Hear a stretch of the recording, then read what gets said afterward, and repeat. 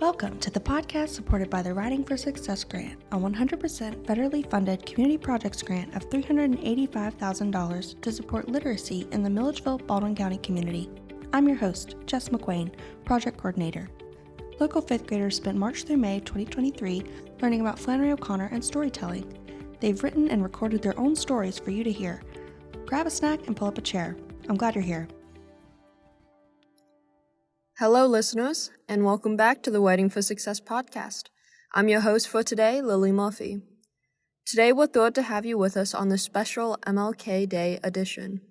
As we celebrate the legacy of the great Martin Luther King Jr., students from Midway Hill Academy conducted their own research and studied the connection between Rosa Parks and the Montgomery Bus Boycott.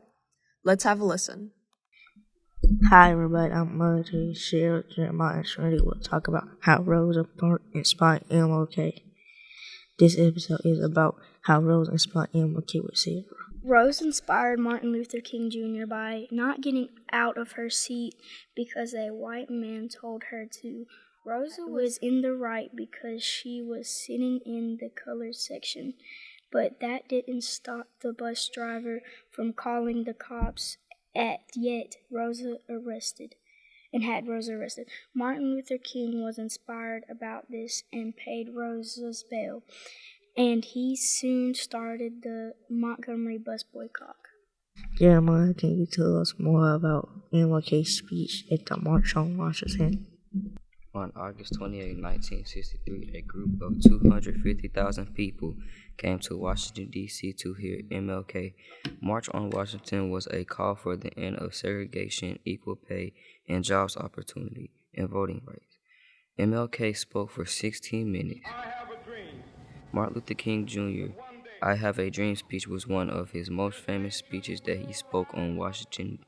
This speech was about how he dreamed where his daughter would live in a world without segregation and all race and religion would be treated with equal rights.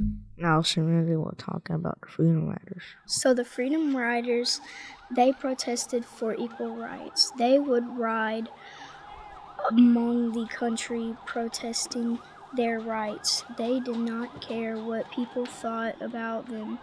When they were riding on the bus, angry mobs would come up to the buses, bust the windows, shake the bus, bomb it. When riders would get off the bus trying to get away from the smoke bombs, the racists would beat on the riders with chains, bats, and other weapons. Some of the Freedom Riders would even end up in the hospital. How bad they would be beaten but they kept freedom riding. Rosa Parks, Martin Luther King Jr., and the Freedom Riders protested peacefully for equal rights.